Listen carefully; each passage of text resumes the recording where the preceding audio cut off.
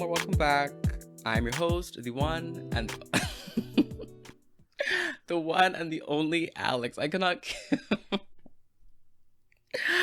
hold myself. Oh my gosh. Okay. Hi, it's me, it's Alex, and as always, in this podcast, we tap into discussions around mental wellness, spirituality, and culture, and tap out the patterns that no longer serve us. Amen. How y'all doing this week? This month? It's July. I know. I would apologize, but I don't have to. Because I know it's all love. It's truly been all love and support these past few weeks, in my absence from the podcast feed, but I appreciate the patience.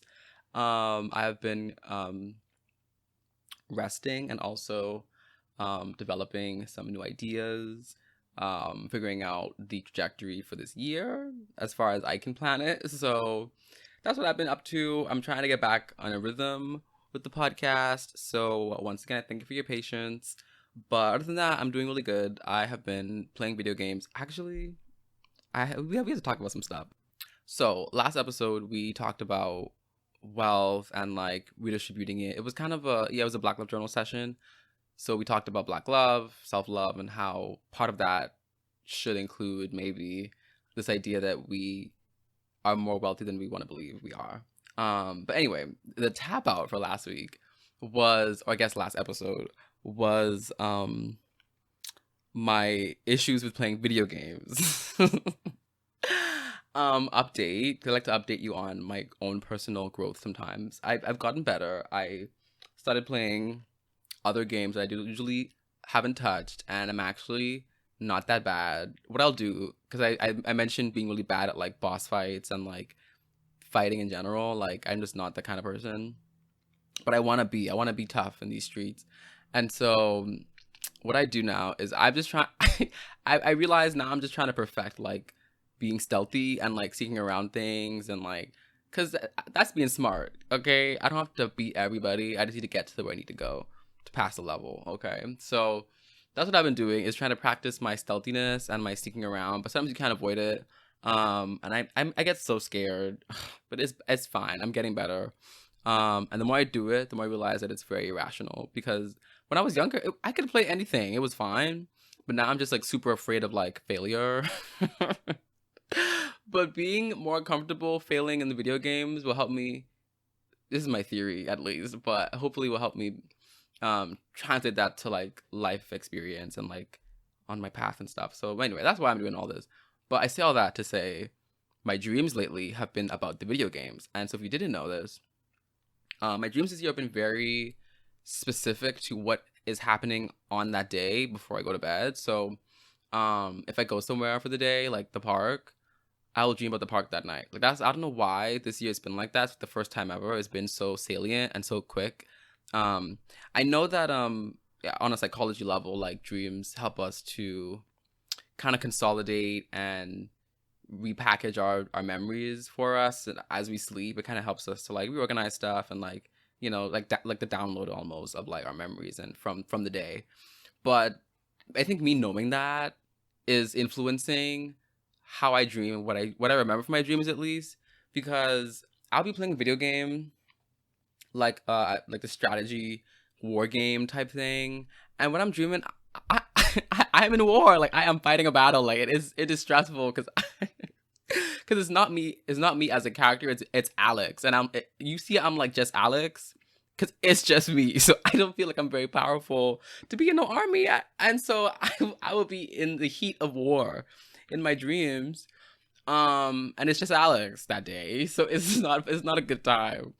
And I've been playing Breath of the Wild recently, like I said last episode, and so last night even I was like I be like traversing the mountains. Like it's really bad. Like I like don't know what to do about it, because I don't want to dream about being cold in the mountains and fighting monsters. I don't want to do that.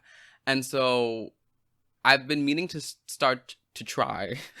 You catch that? I've been meaning to start to try to read before I go to bed, like a very like basic, I don't know, a very melancholy book or something that I need to like, I don't like school reading, I don't know. Something where I can just read myself to sleep. The fear of that is I don't want to train myself to get sleepy when I read, because then when I want to read in the day, I don't want to get sleepy during the day. But I think I'm like limiting my brain's power to like to separate those two things.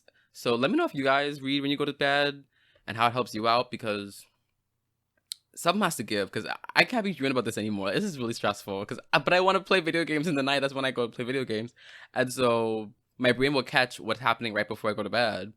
We're just playing video games, and so it's just not good. Um, so yeah, maybe I should like meditate before I go to bed. I do that. I try to do that sometimes. It doesn't always happen, but I haven't done enough. I haven't collected enough data to know that it makes a difference or not. Anyway, this is just me processing this externally. But other than those dreams, and they're not terrible. It's just fun. I wake up and I'm like, because in my head I don't really know that they're fake. Like I'm a very bad lucid dreamer. Like I'm when I'm in the dream, I'm believing the world that I'm inside. And so only when I wake up, and even then, maybe 10 minutes after is when I realize that, oh, that was all fake. So anyway, I just need to get I'm getting myself together. Is what I'm trying to say. No questions this week for the inbox. I didn't open it up explicitly because I didn't know what I was going to record this month, but the inbox is always open. The inbox is where you can submit your questions, comments, concerns with the podcast. You can DM me them. I try to post a poll every now and again for more questions. Also, I'm working on a website actually. It's in the description of the podcast. But if you go there and you scroll to the bottom of the poem page, you should see a message box where you can submit questions, inquiries, anything like that. So I'm trying to make it more accessible for y'all to get to me. So don't be shy. Please send your questions in. I love to think about how I'm gonna answer them in an eloquent way. So yeah, looking forward to that. This week we have a guest. His name is Benjamin. He is one of the artists in residence at Project Ice in the Bahamas, Nassau, Bahamas. And he's also co-founder of the HAMINAN brand. It was such a pleasure talking to him. It was so insightful. I listened to that thing probably a couple times over because it was just so many nuggets, And so I implore you to get comfortable, pay attention, because you don't want to miss anything in this conversation. We'll take a quick break. When we get back, you'll hear my conversation with Benjamin.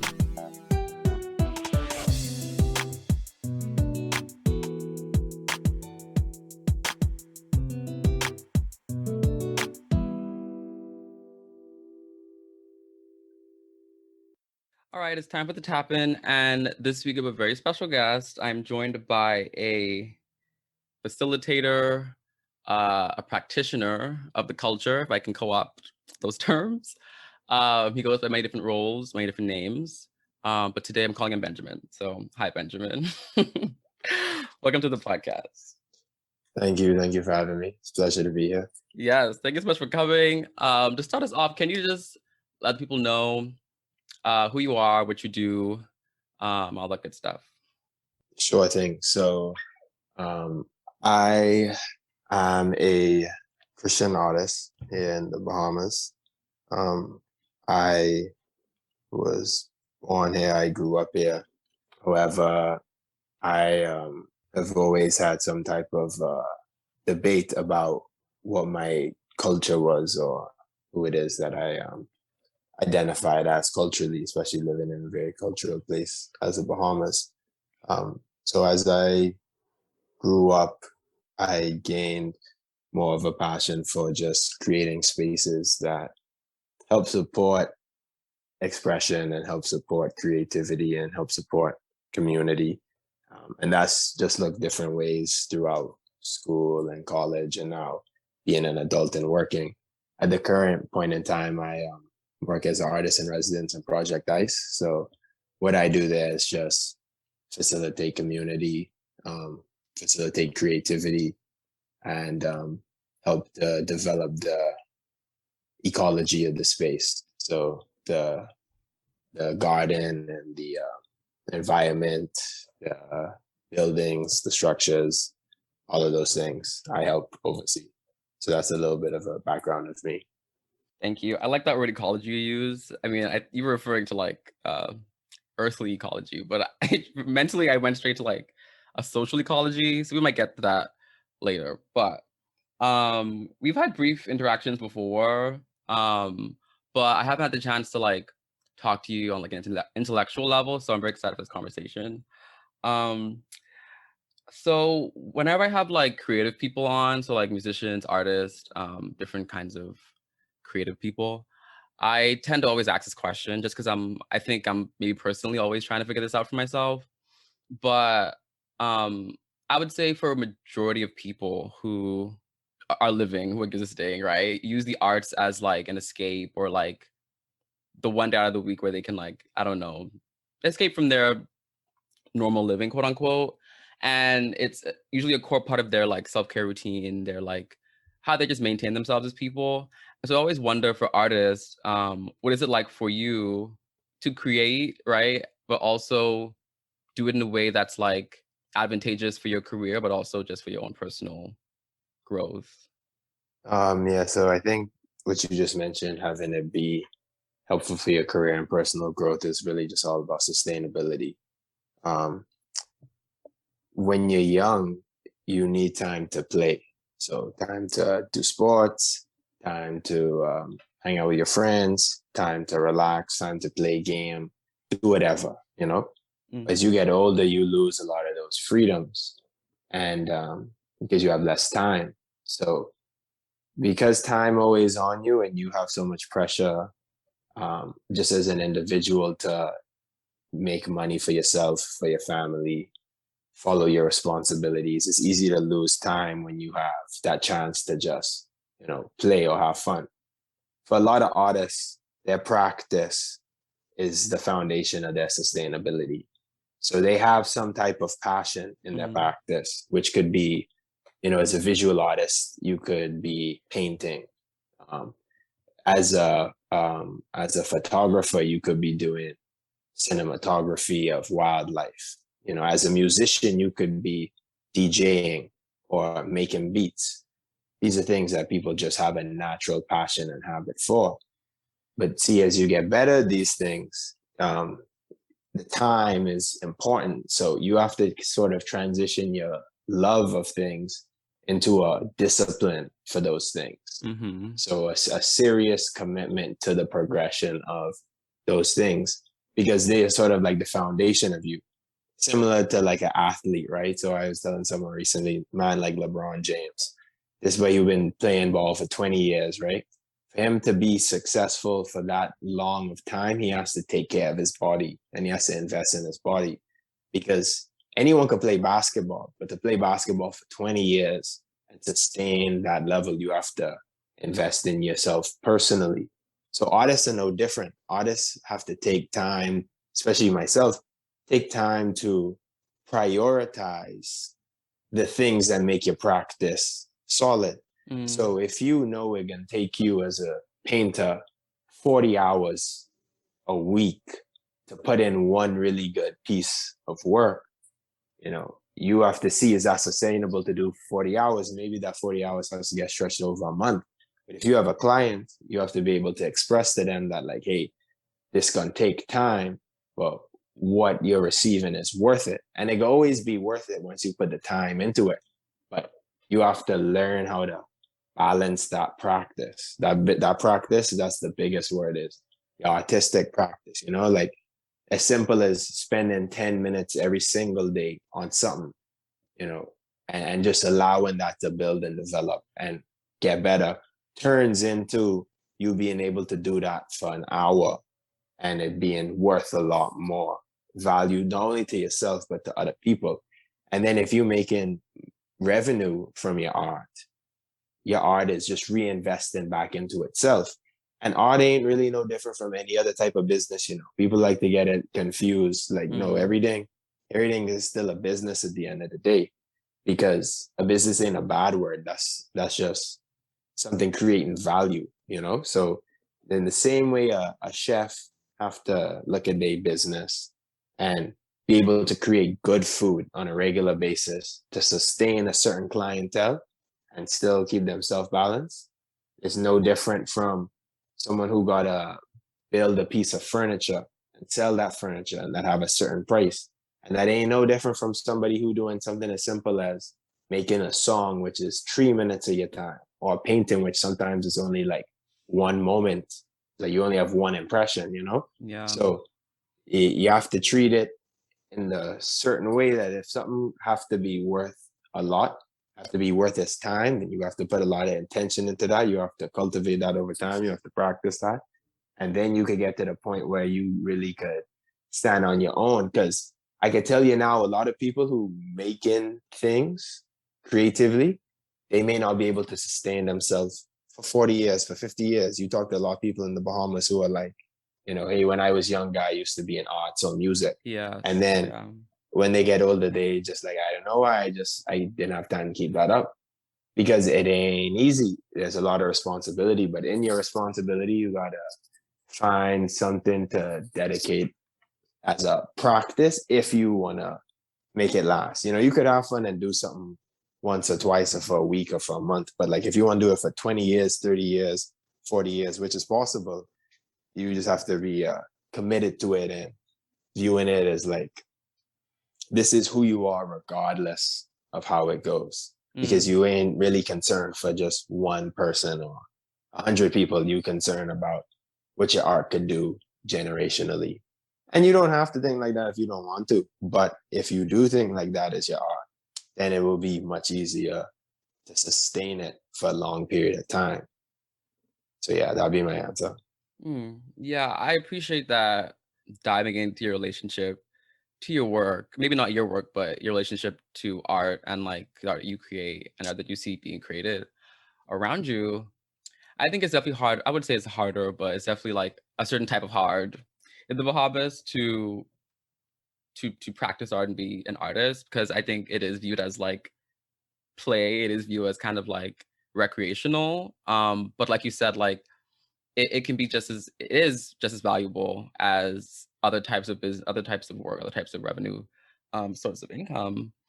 But I'm wondering, I mean, for me personally, I feel like if I worked at the bank and I had to crunch numbers all day, at the end of the day, if homegirl doesn't like my how I crunch my numbers, then like I don't know, like I feel like it's different than like me creating a piece or spending those 40 hours on a painting, and from the ideas that I have and my inspiration, maybe even my like inner thoughts, and for it not to be considered or valued as much as I would like it to be by other people. And so I want to ask you, like, what is your relationship to how others might perceive your work? Um, and how do you like manage the expectations of others, even when it comes to like the business side of things? Sure thing. So you definitely brought up some good points, especially when it comes to having a job where you can receive some type of set form of income.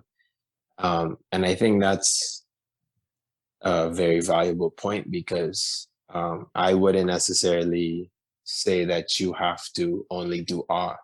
Mm, You know, art. That is only necessarily like one side of you. It could be that you still do work a job, or you still do um, you work at a schedule that is consumed, and maybe you're not working on a piece for 40 hours, maybe it's 4 hours. mm-hmm. you know that's still something that's very valuable, and people shouldn't feel like just because they aren't doing anything creative at a super high work rate, they don't necessarily ever have to feel that they are not being successful, or that what they're doing isn't worthwhile, because it isn't about the success of other people. It's about the passion that you get from that type of artwork, whatever that is. So even if it's that you are a writer, a lot of people journal. Some people journal and journals turn into books, and some people journal and that turns into poems, but everybody could still journal. Some people make music and they sell their music and they have concerts, but some people could still sing and could still like singing on a regular basis. So the first piece of it is too, it don't even have to be something that's like for money or for the expectations of other people. You could just do it because you want to do it. Ain't nobody stopping you from that. And just because you ain't, you know, necessarily hitting traditional terms of success from it, you could still enjoy yourself, because that could be a way that you maybe maintain your mental health. Maybe it's that you want to do several things, and the creative side of you is just what you do as a hobby, but you thinking of how you can use your hobby to um, give you something back, even if it's just a good time, even if it's just spending time with friends. So that's the first foundation, that I don't think anything should be done for the impression of others or the success of others. People who receive a lot of critical acclaim and receive a lot of popularity from what it is that they do are set up like that because part of what they're doing is based off of popularity.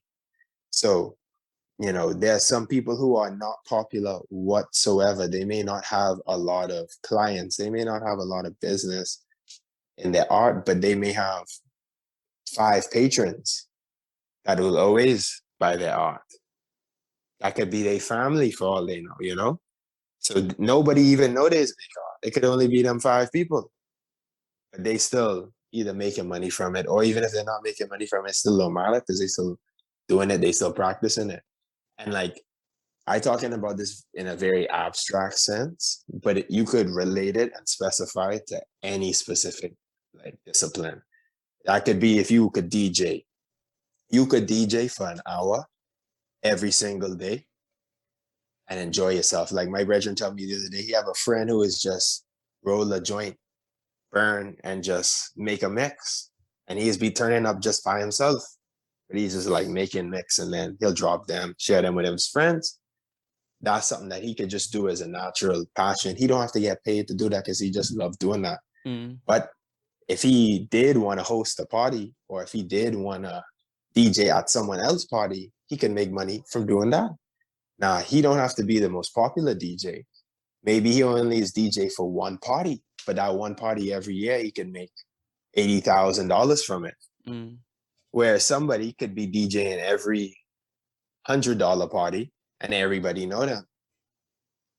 So like the world's small, but you only get to know so many people. So my view is always like, never do things for um, a big response or because you want people to like it. Just do it because you love it. And if other people love it too, find ways that y'all could support each other from that. Yeah, I definitely agree. And I feel like once you start that process of thinking, not necessarily thinking small, but like not casting the widest net, you'll find that those that like love your work or love what you do will want to pass that on to other people.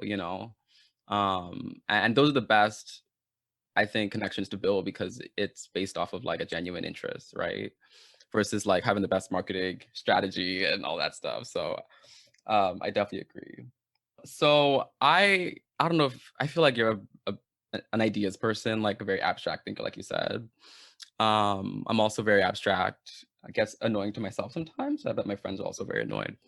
However, I was wondering for the work that you do, when you cast vision for like projects or different ideas you have, what does it look like for you to take that idea and like put it in the world somehow? Because I feel like something I struggle with, like for example, I have this friend who I call every like 2 weeks. She has this like a small business, and so we'll call every 2 weeks to like catch up and talk about what we're doing and stuff. And we will sit there for like an hour and just spit ideas and stuff, and then we'll look at each other. We're like, "So, are we gonna do anything about these ideas?" And then we're like, "Yeah, yeah, yeah, yeah." And then 2 weeks later, I ask her about those ideas, and vice versa, and like they're just more ideas. And I think part of why I don't act on a lot of my ideas is because I think it'll require me to be collaborative in some way or like go out of my way or go out of myself to like achieve it. And it just kind of like makes me like, oh, whatever. Or just the general like self-esteem or like self-confidence type thing. So I wonder like for you, is it hard to like bring ideas into the world? Like, or do you feel like you have a system or a strategy where like you feel like you do a good job of bringing your vision into fruition as an artist? Yeah, good question. For me, um, I would say that it's all about faith. Um, Because for me, to be completely honest, the foundation of everything that I have confidence to do and now as a creative, um, that comes from a foundation of some type of faith, and specifically faith in God, that like anything is possible and that you should be sowing seeds not only for today but for like the future, you know. And before I ever pick up a paintbrush, which was something I did, I started doing oil pastels this year. So, you know, that's something very relative, but I was still um, believing and having faith that, you know, if I tried my best at something, anything is possible, you know, Philippians 4, you know, or something like Proverbs, you know, these things that really, if you meditating on them and you believing in them, that these are things that, you know, allow you to view the world from more of a heaven's perspective or from a position of abundance rather than like a lacking of something, you know. So Mm. now that I am in art projects, all of these things that I do now are still largely directed by some type of conviction, you know. So people could tell you who close with me that it was when I was in college and not doing good in school that I had some type of feeling about, you know, having spaces here that people could collaborate with through like music, art, fashion, videography. But there was no way of how that was going to happen. You know, like there's no formula on how that's going to get done. You know, but there was this idea that like, no, this would be something that's very beneficial from a faith point of view, you know, because this was something that I had had been motivated by when I had gone to Abaco to do Hurricane Dorian relief. I was like, hey, there really should be some type of way for Bahamians to work here, or not even Bahamians, but anybody, you know, anybody work here and make money as a creative, you know, or just sustain that creativity, or just be able to live here and not have to struggle as hard. You see what I'm saying? Mm. Um, so that's and that's something that I write up to God. You know, I sign that off to Him as someone who, or and you know, outside of just that faith, but just I sign it up to the fact that everybody is one and everybody is should be supporting one another. That's the foundation, you know. And then as specific things come up, like for example, the box was something that my friend Ari put me on to. You know, she was the one who had that idea with me. And it was really Mm. me and her talking about that together and being like, wait, we should do this. That we help to motivate each other and get involved with it. But it's always like a reaction to something. It's never setting a play, you know, Mm. and you set a play when you have the conviction, but you always got to be transparent and have integrity with what that conviction is. And you have to be willing to make mistakes and be able to, as you say, like the question of how do you manage it from a business side or deal with other people, you have to figure out how to do that. That ain't easy, you know? And there's a lot of challenges that come up, but you stick forward and you do it if it is that you really have some type of faith and belief in what it is that you're doing. So anybody who really taking a step on some type of commitment, that commitment ain't no different from you starting a business or you gonna decide to work on a project for a year, you want to run a marathon, you want to get married, you want to go to school, you know, all these commitments are things that you need some type of faith towards having. So I I can just say that that's the one thing that is just to help. You know, there's ways to do stuff without faith, you know, you don't have to do that. But Mm. I know personally for me, that's that's the foundation of why I do. Like if not, I would not do half of the stuff. It would be very easy for me Yeah, yeah, yeah.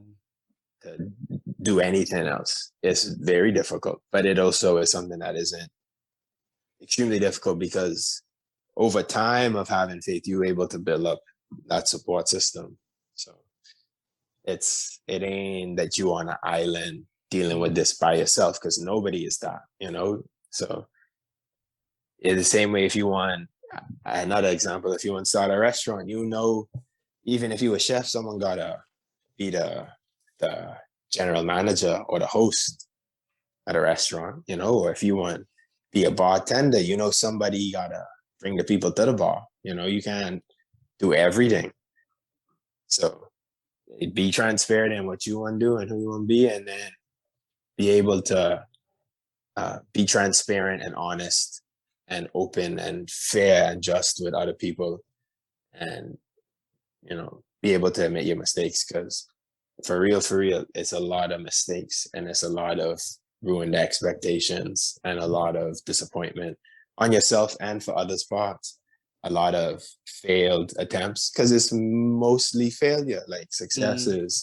is rare. You know, you more than likely you won't succeed. So if you really want committed, then it's kind of like moving from failure to failure and not lose motivation. And however you could do that, then that's the key. You're bringing up a lot for me. um, that was great. I feel like you touched on so many great points. I feel like one of the reasons why I don't want to bring my ideas out of my mind a lot of the times is because I it's not gonna look like how I want to look on the first try, you know? And if I can't calculate, like, that it's gonna look the exact way I want it to, then it's probably not worth doing sometimes in my head, right? And then, like you said, but like making mistakes is really important and it's a part of the process. And then I think about that part, which is like manageable. And then the idea that like I have to like rely on people sometimes, right, in mutual support. And it's for me, and if I'm working with friends, I don't want to give myself a reason to not like my friends because they didn't produce the work I didn't want them to produce, you know? Like, I don't want to give myself a reason to like have something against you because you dropped the ball, you know? And so I think there's so much in that, um, in terms of like maybe the culture that we've established as a people globally and also like, you know, nationally. But I just feel like it is hard, you know, like it's an ethic we're talking about here. It's not just like I add this one thing to my to-do list every week and now like that fixed my creative process. Like I think the way you're talking, like you move by an ethic of several values, right? That drive the work you do, how you live your life on a personal level. So I love that. Oh, something else you mentioned was foundationally creating from a place of faith, right? And I think that also just read me up and down, because I feel like if I can't put one and one together, then I might not know what's gonna happen, you know? But obviously faith is like the evidence of things that we can't see. And so, um, what would it look like for us to move into it's not really a question, but just kind of be talking, but what would it look like for us to move from a place of like lack, I think you mentioned that earlier, or just not even lack, but a limitedness of who I am versus like everything that I can be, if I tap into my faith, right? And create from that place. We wouldn't be so scared to, I think, try things, you know, because in good faith, like we tried. So I don't know, it was really brilliant of you to mention that. As we're talking, you're touching on community a little bit. And I want to transition a little bit because last episode, was it? I think we were talking about I was going off on something, right? So basically, we're talking about wealth. And my idea was that I feel like as a society, we put too much pressure and too much emphasis on like financial wealth, and we can do a better job of like redistributing our idea of what it means to be wealthy. And so I talked about like having the wealth of time, right? As young people, having the wealth of physical health, but also having this like social wealth, right? If somebody had passed away, God forbid, who could you call to process that with, you know? When you're having a hard time in your life in general, like who can you lean on, you know? And I've been reading All About Love by Bell Hooks, and it's kind of changing my life right now. But something that she mentions is that self-love can't happen in isolation. And I kind of like, I was like, girl, what? Like, it's self-love. But she makes sense. Like, even in this pursuit of like loving ourselves well, it was a topic of last week was like loving ourselves well and stuff. And the theme for the show. we get so fixated on this like island mindset, like individual mindset, like it's just me out here like grinding, like hustle culture, you know. But like if we truly want to perfect or not perfect, but grow in a fullness of what it means to be loving to ourselves, we have to let people into that practice. And I just admire the work that you do, specifically with Hamian, but also with Project Ice as it relates to your ability to allow people into your work and into your practice. Because that's not loving, even loving to them on one level, but also loving to yourself, right? To lean on each other in that work. So is that something you always were into? Like, were you always kind of open to like trusting people, I guess is what I'm trying to ask. Like, or do you feel like you have to grow in that understanding that that was important for you to have? So I would say it's a little bit of both.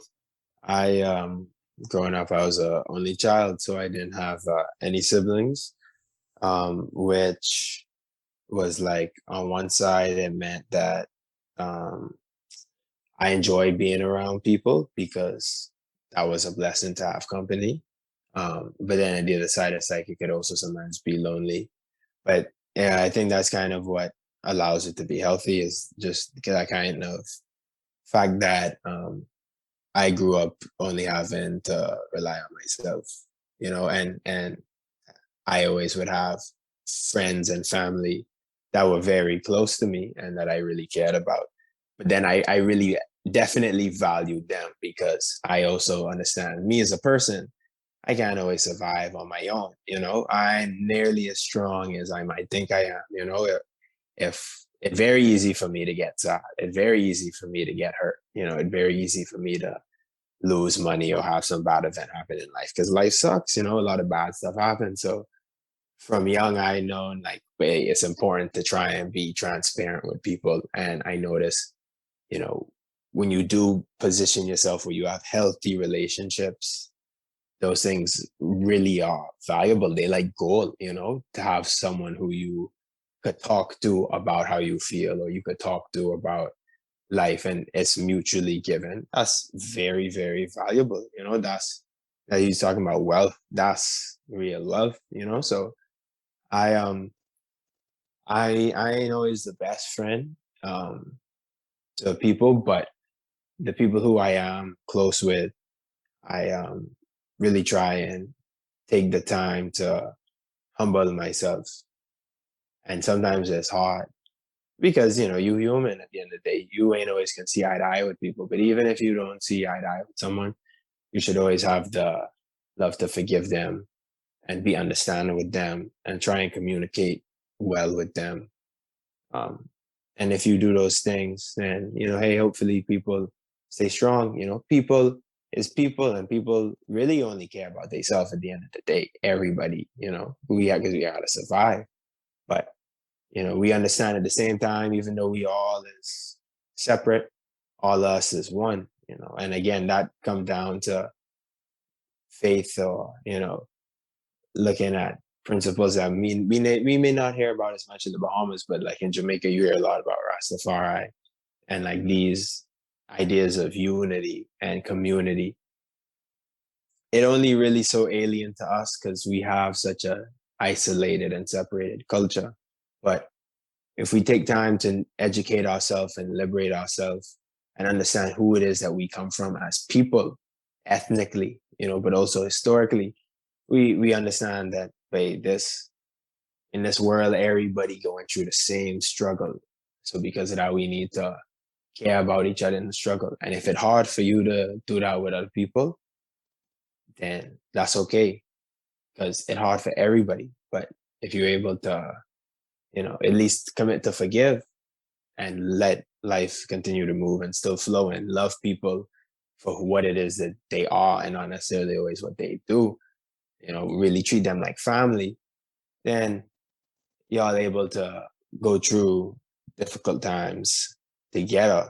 So people are super, super important. And it's tough because people just break your heart. But I think people gotta look at relationships a little different and look at work a little different and look at the view of themselves a little bit different, and don't practice any self-harm. Don't give somebody too much expectation of all of yourself and all of your your essence as a person. Don't let it be that you can't stand on your own 2 feet. Y'all could love each other, but you won't always have to be dependent on that person. Y'all should be able to, maintain that relationship through good communication. So, yeah, but that's a big thing, because I can tell you for real, the toughest times in life is when you just go through some type of relationship and you just cut off all your other friends. And then when you ain't with that person no more, you're like, wait, wow, what happened now? You see what I'm saying? Yes. That's a real and relatable experience for every single person. I think it'd be really solid if when you get in a relationship, you don't cut off your friends. I mean, as simple as that, that is for our culture something that I think people need to practice. And spend a little less time on social media, but I ain't gonna lie, that app is Talk about it. It's not made for any positive mental health for you as a person, right? No matter what you're passionate in, and know to show you that at the amounts that just unhealthy, right? Like if you into just cute animals and you go on social media, you could be seeing cute animals for 100 times longer than you need to be seeing that.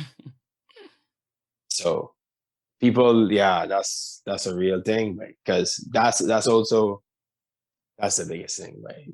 Less time on social media. Whatever you think you need to type, right? Just get some pen and paper. Whatever someone need to call you, but tell them you got a landline. It ain't too hard. So find some type of way where you could use that as a tool and not as something that you just spend time on. That's just a screen at the end of the day. And that really is also part of what I say, like, people have to educate themselves as a people to understand that we live in a postmodern, post-colonial world where, because of the finance systems that are in place, people a lot of times are subject to extreme poverty, because in history, that there's a reason why these people are put in these positions.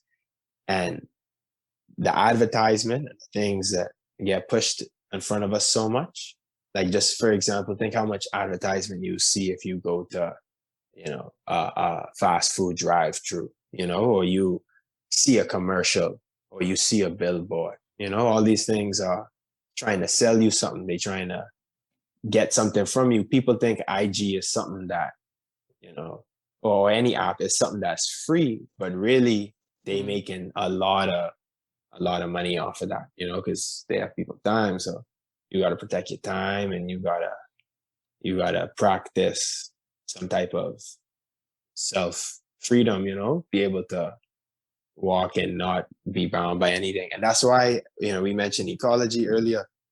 A big advocate.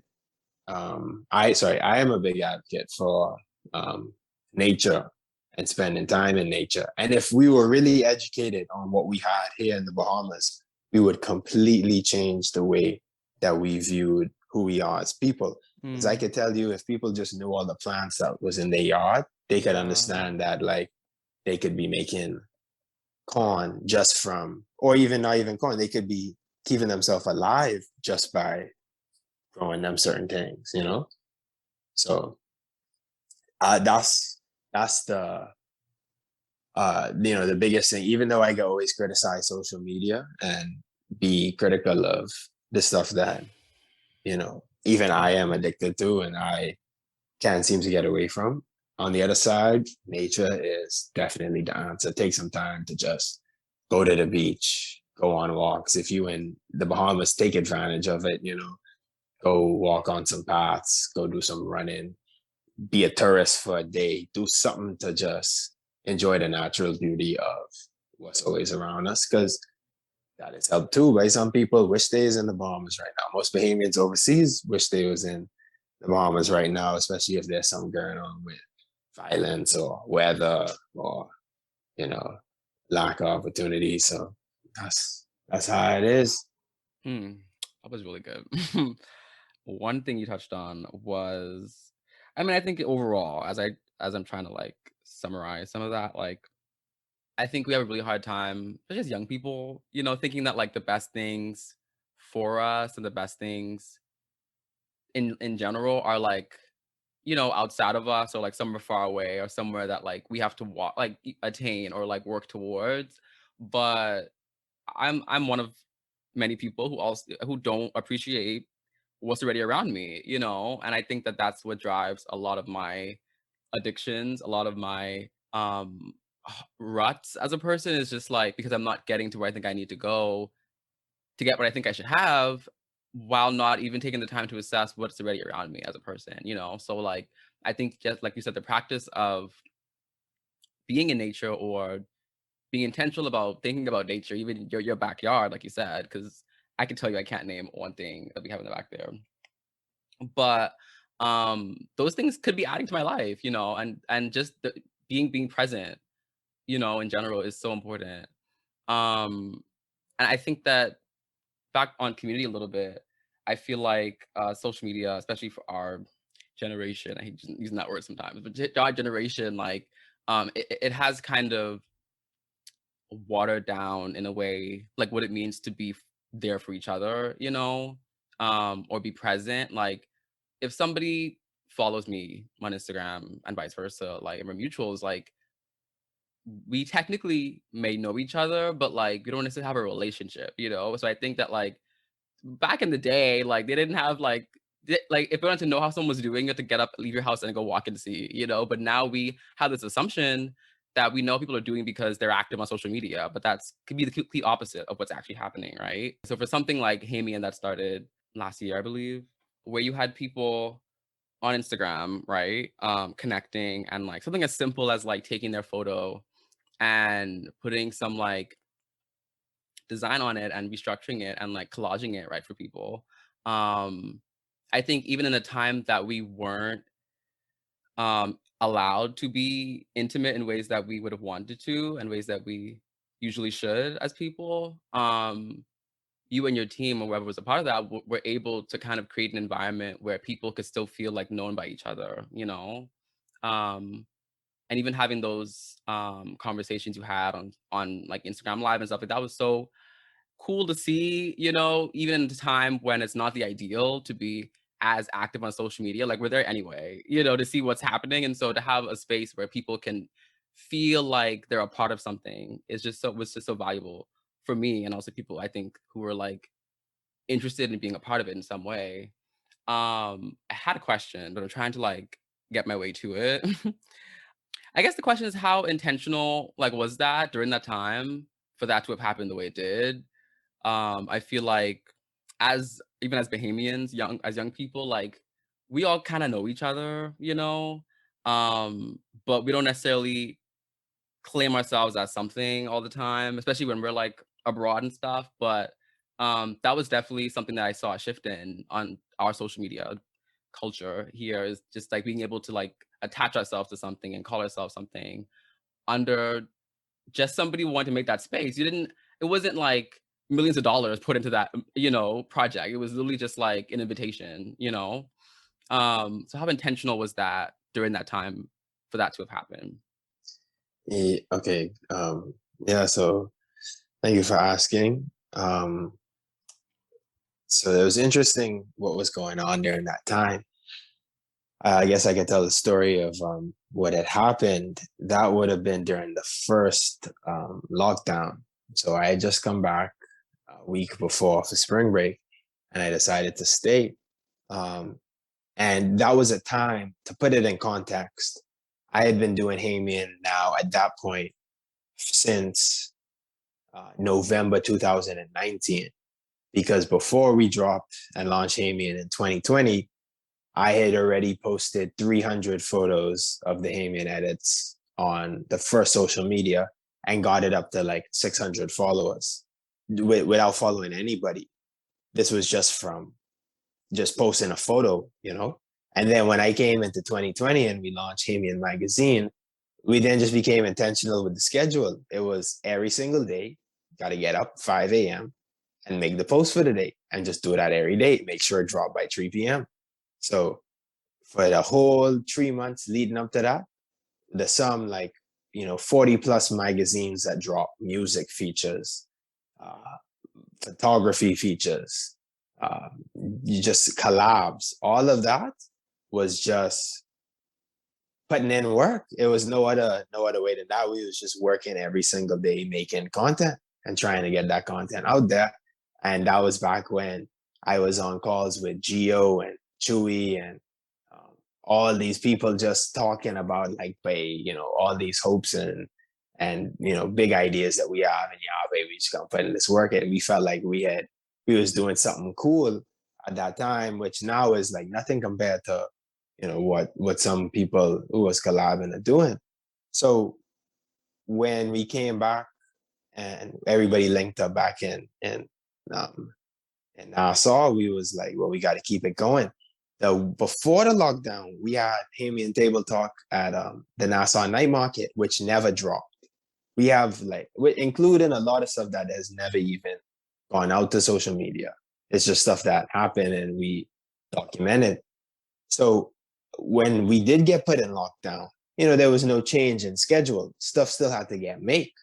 But what changed was that everybody else was at home and I had the support of other people who was like, yeah, but let's collab on this. So the similar thing with the box, I had Ari basically helping me run that whole thing.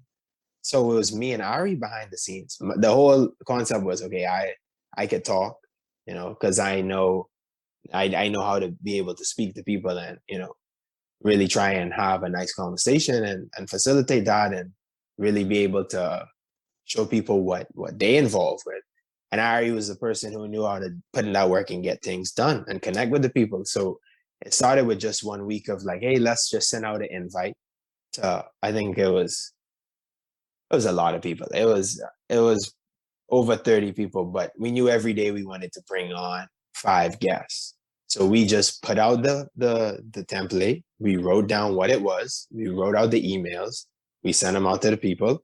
And the first week we was doing incredible. So we was like, let's just keep the ball rolling. Let's continue the collaborations. Even before that, we did one episode on a Friday night. The first episode we ever did was with people who we was already cool with. There was already people who would collab with us already. Even some of them I had never met before, but I was done talking to them on social media. So it was like saying, hey, we using something like social media to try and connect as creatives and connect as artists and be able to be involved. So when we had the chance to, have all these discussions, it wasn't like it was something that was out of the blue. We came up with that idea. The success was really just the reaction to the people who we'd worked with. We had made photos for over 1,000 people. Yeah. So the people who were involved was just the extent of how the art was able to reach. So, social media was just a platform. That was just one project, It was us using something like IG in a time when everybody was locked at home to know that, if people see something going on at 8 o'clock and it making sense, that could help them and relieve them from stress. Because everything I was seeing on the news was just riots and all this negative news. So we just wanted to have some time in our day that could be focused on something, wholesome and constructive and help us. So after this pandemic, we could get involved with whatever it is that we doing. And all them people from back then, we still cool with. Dono came on to help us with the project. Now Dono is collaborating with Tin Furl and Jiggy Productions and has his own behind the scenes project. And that was just, it was these pockets of times and these moments of times when we was just all convicted about what we was doing. And nowadays, it's grown so much from that being in person.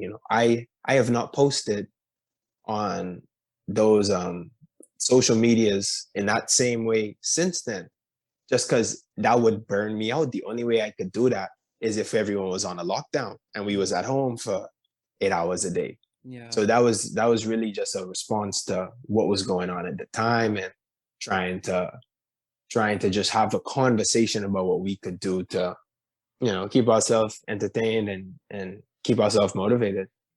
Like you said, using social media as that tool or like that launching pad to connect with people. It's just really cool to see that like when you commit yourself to something collectively, um now you only even if it was just your faith alone, like that would have been powerful, but even to just partner with people in their faith in a committed community vision, that just seems really like you could like change the world like that, you know? So it's pretty bomb. As you wrap up, I want to know if you had anything else you want to say regarding what we talked about so far for the tap in. Anything we leave the people with this week? Okay. I can leave people with the most important thing, which is Oh, there's a list of some plants that you could plant in your yard oh yes, let us know. that are very beneficial. So, okay, if you like flowers, I like flowers. So I recommend the bougainvillea. They make some very good hedges. They come in different colors. You could get them with thorns or without thorns. The second option is hibiscus. Hibiscus, if you take care of them, they just give you one flower every day. It just lasts for one day. So you could pick them and have that, because if not, it could die at the end of the day. They make good hedges. Um, and then the last flower, I would say, no way, that's my only flowers. Another thing, cactus tuna is just cactus, but cactus tuna is very good for medicinal benefits. You can just cut a slice of that like aloe and put that on you. That has helped a lot of things. Aloe as well. These things do good in the sun. You ain't gotta take too much care of them. That all makes sense. Then you could recommend a fruit tree. So a soursop is really good. Soursop have a lot of medicinal benefits. You could plant a key lime tree. That's a solid tree. You use lime a lot. You spend a lot of money on lime in the food store. We do. And then a mango tree, because ain't nothing like having a mango tree in the summertime and Wow. things doing good. So they solid. Yeah, those would be the solid plants I'd say you think about. If you're a big thinker, like you have some property and you really thinking big, there's the Madeira tree, also known as the mahogany tree. They are native to the Bahamas. They could grow up to 40 feet tall. Great hardwood. You can make furniture out of them. The tamarind tree, very solid tree. Obviously, they produce fruit, and as well, they very solid wood. They grow big. And then the Ponciana tree, they could grow up to a foot in 3 weeks. So they just grow fast, and you just get them nice flowers every June, and they can prune well. So yeah, if you went to gardening, I'd say look them up. They all do well in the Bahamas. And the last thing is the agave. So this don't make no sense. This is the last thing I can leave people. I ain't leaving no social media, no email. The biggest thing is we have an endemic agave plant, which only grows in the Bahamas. And what agave is a natural sugar. So it don't make no sense importing stuff with sugar when we have something natural that provides a sweetener that is healthy for the body.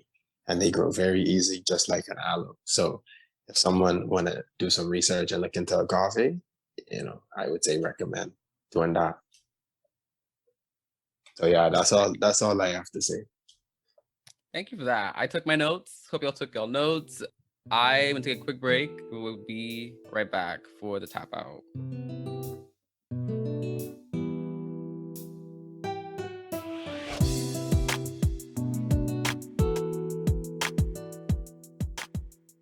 It's time for the small business shout out. This week we're talking about kosher drinks. They're located in Nassau, Bahamas, and you can find them on Instagram or Facebook with the information in my description.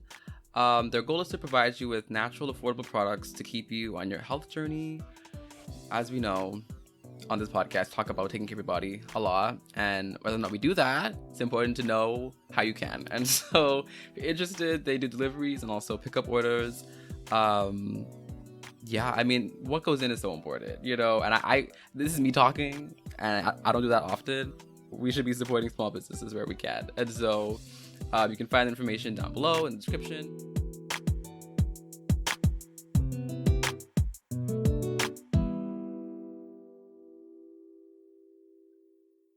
All right, we're back with the tap out. I asked Benjamin prior to recording, what is one thing that you would like to tap out of this week? If you guys don't know what the tap out is, it's basically the time where we talk about anything from a junk food to a toxic trait, something that you want to get out of, the bad pattern, bad habit, anything. So Benjamin, what did you bring for me this week for the tap out?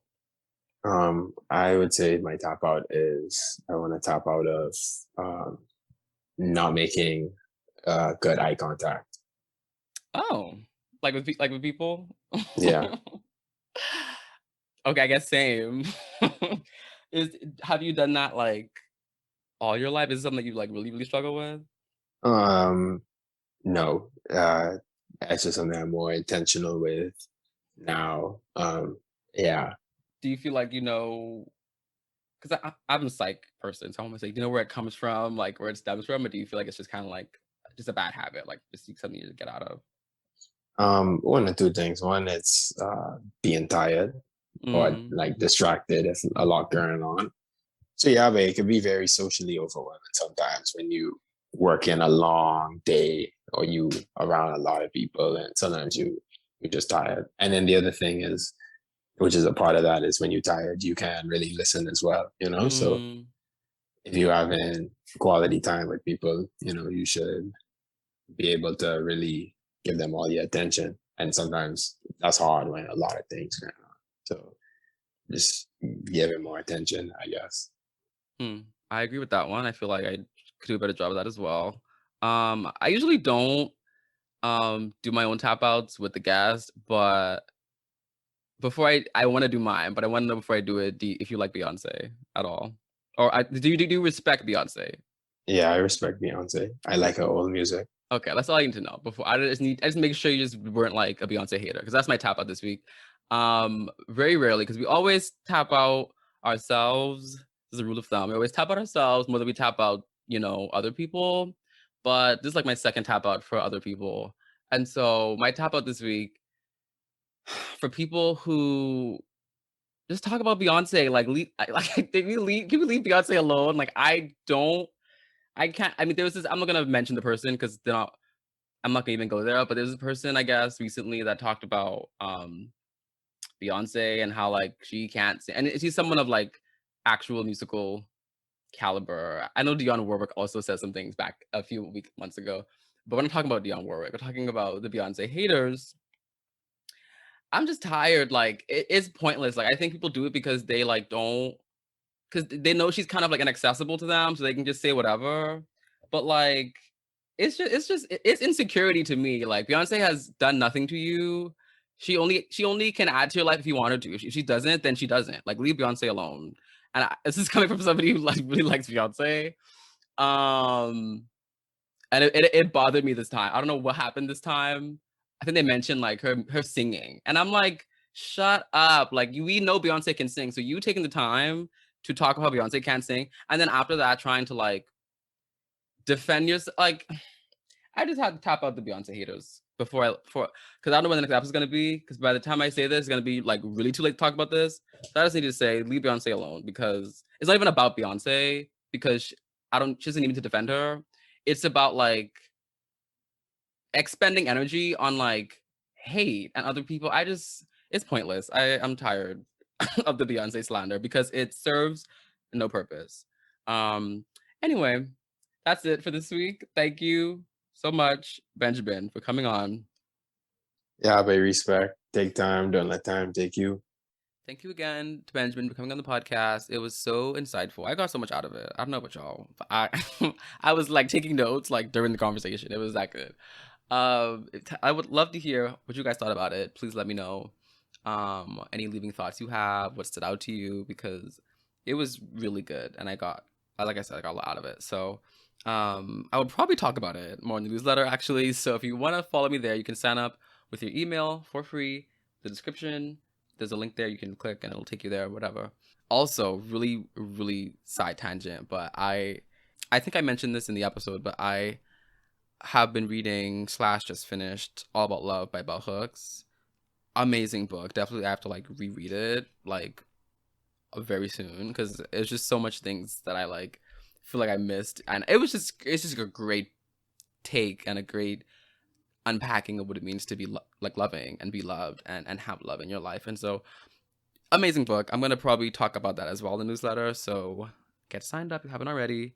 If you have a small business you want to promote, questions you want to send me, ideas for the episodes, please feel free to email me at howtoshma@gmail.com or follow me on social media and let me know at JustAlexToday on Instagram or Twitter. Would love to hear your feedback. Would love to get some questions. If you use Apple Podcasts, you can leave a review for me. It'll be very helpful. Rate it 5 stars, please. Anything. And you rate it what you want to rate it, but I trust that you're gonna rate it 5 stars because we're just that that for each other. So thank you in advance for doing that. You can find this podcast on Apple Podcasts, like I said, Spotify, YouTube, Anchor, all the places you find your podcasts usually. So yeah, that's all I have. So I will see you guys next time.